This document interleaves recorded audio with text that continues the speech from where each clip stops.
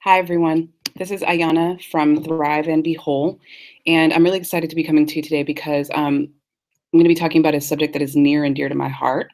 For those of you who don't know me, my name, once again, is Ayana. My business name is Thrive and Be Whole, and I am a health and wellness coach. So I support people with their health and wellness needs, and self care being a huge, huge one of them. This video is all about self care for activists and people who care.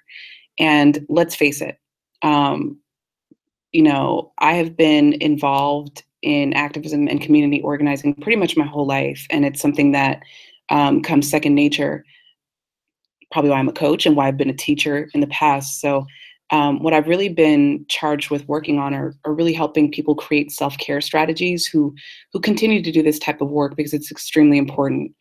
Those of us who help people and who love to help people, whether they're in our family, our friends, or the community at large, we have to take care of ourselves because as the caregivers to others, as those of us who are genuinely and naturally caregivers and have that caregiver spirit, it's very important that we take care of ourselves, and it's very important that we restore back to ourselves so that we can continue to give to other people as well. And this is a lesson that I had to learn the hard way personally. Just to give you a little bit more background about me, my dad is an activist and involved in community organizing and has been from before the time I was born. So I was really brought up in it. And I've always admired my father. He's a very strong uh, man and somebody who's done a lot of good along with other people, friends of ours, family members as well.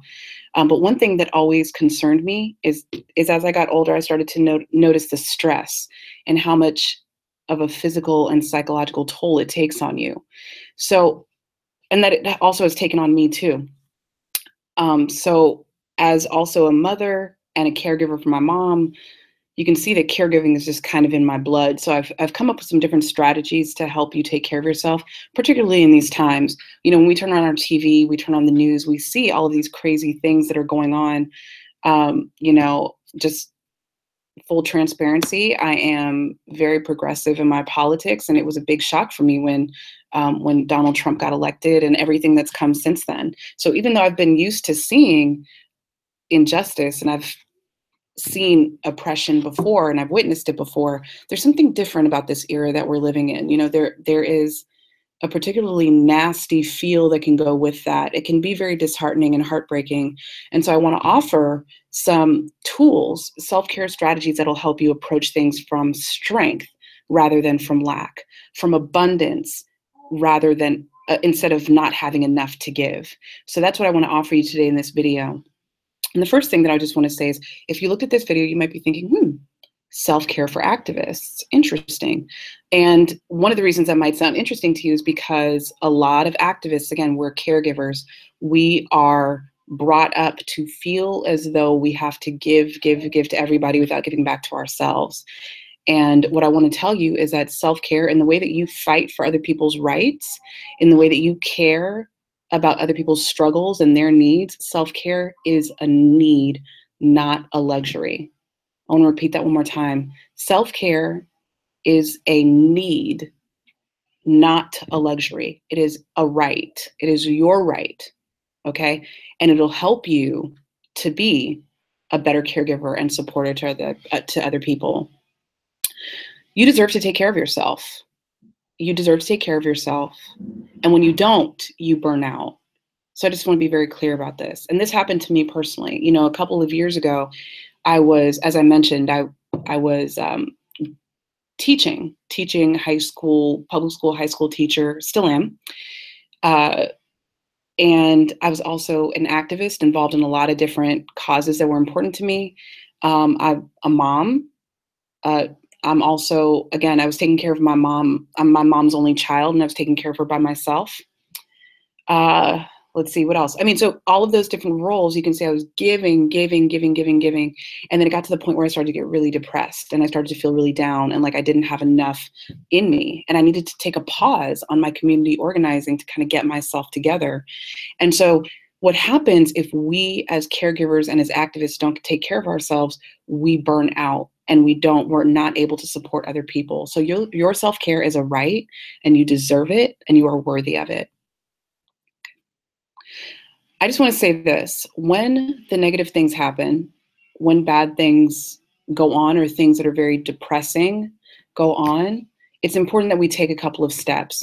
The first thing is to really just allow that emotion to hit you. You know, there's a tendency in our country to want to like just squash all of our feelings down and pretend like it's not really bothering you that much and just charge forward, charge forward. But that's also a recipe for burnout, because the more that we sit down and push down on these emotions, eventually they come back up in other ways. They manifest themselves in other ways, whether that be in our health, high blood pressure, high stress levels, high, you know, bad health, eating the wrong things, obesity.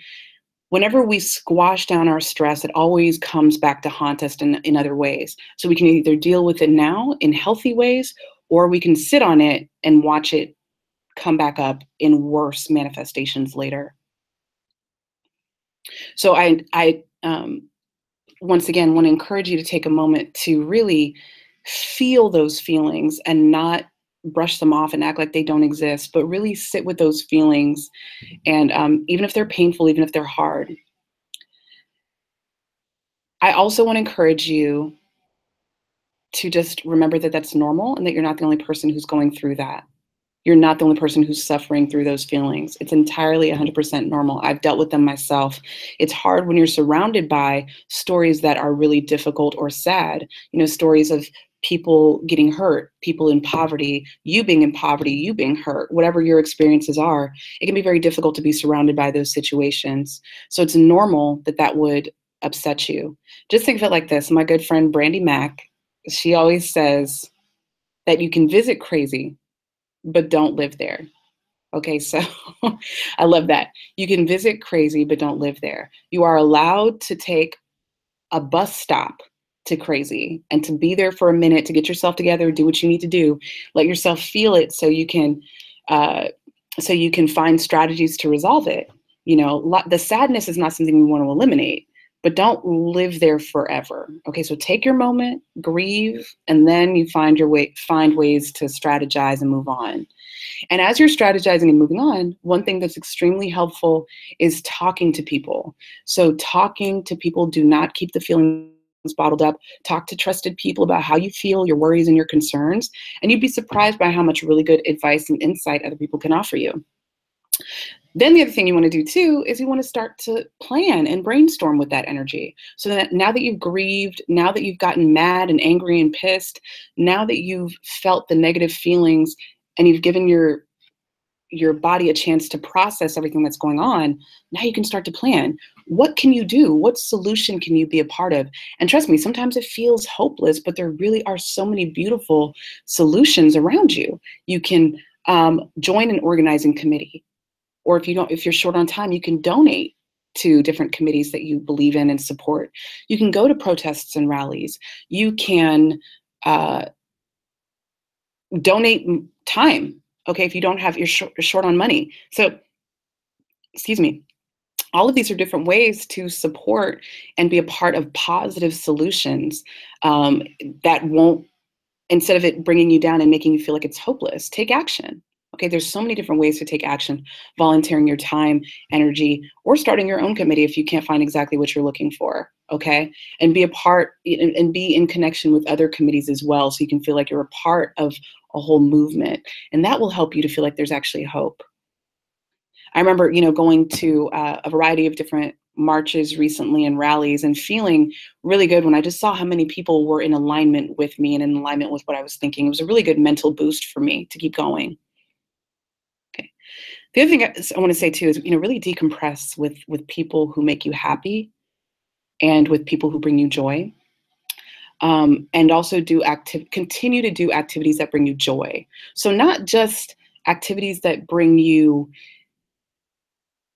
what's the word I'm looking for? Activities that bring you a sense of uh, honor and integrity, you know, like activism and organizing and caregiving. All these things make you feel good, but they don't necessarily feed your soul back. So really think, what are some things that you can do that'll make you feel good internally, that'll feed your soul? What are some things that nourish you? So for me, what are some things that just bring you joy selfishly without anybody else? So for me, ooh, there are a couple of really hot mess shows that I enjoy watching on TV, that's okay. Do what you got to do for you. I enjoy, there are some certain books that I just love to read and that just take my mind to a whole different place, that are transformative. There are songs I love to hear, walking in nature. I mean, there's all sorts of things. Whatever brings you joy, go ahead and do that. And then also surrounding yourself with people who make you smile and people who you love and who love you back. And one of the things that I would just want to say is really just, not, don't neglect the people in your life, especially when things are getting really heated, especially when there's a lot going on in our society or in your world personally. Do not neglect those people, because those are the people that will fill your cup and help to bring you joy. And I read a really great article the other day that just said very candidly, with all of the different balls in the air that we're trying to juggle, remember that the people in your lives, those balls are made out of glass.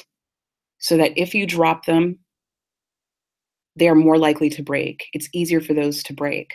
Other balls that you're juggling are rubber, that means that you can afford to bounce them. They can afford to fall every now and then. But the people, the relationships in your life are glass. You need those. So even in the midst of all of this chaos and everything that is bringing you down, make sure you don't drop the people that you love and that love you. I just want to read you also a quote here, something that I wrote up earlier. I want to make sure I really was concentrating on wording it properly, because I think another important point for caregivers and activists and for people who give so much of themselves, to really be in the present moment. When you do have a chance to get away from the activist activity, or when you have a chance to take a break, really be in the moment with that break. It's so hard to do, but just remember that anxiety and depression really come, and I know because I've suffered from both of these, but anxiety and depression really comes from our inability to connect to the present moment. It's like we're either focused and preoccupied with things that happened in the past, or with what's going to happen in the future. Okay. And that's natural given everything that we're being exposed to on the news or in our lives. It's natural to think about those times, but just remember, you cannot control what happens in the future. We take some actions in our present. We do certain things to try and have an outcome that we want, but we really can't control what happens then. And we certainly can't rewind back in the past to change the future. So all you have is now. All you have is this moment. So if you're with your kids, if you're with your loved ones, if you are at home in your room chilling, if you are with a good book, be with that good book. Be with that moment. Just try to, as all of those other thoughts creep up on you, just try to remind yourself, okay, I don't have power over that. I can't change that. I can't do anything about that right now. But right now I can control my sanity. I can control my relaxation. I can control my self-care. And right now in this moment, I choose to feed my soul. I choose to give back to myself, so that way I have something in my tank to give back to others and those that I care about.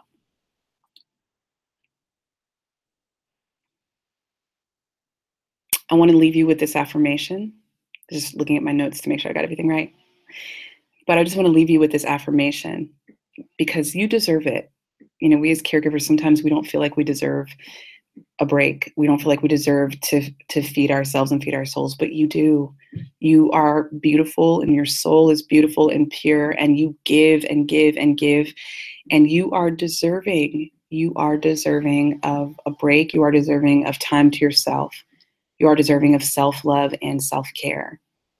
And just remember that if you want to continue on the path of being able to support other people and do the good work and give love as freely as you do, you have to give back to yourself.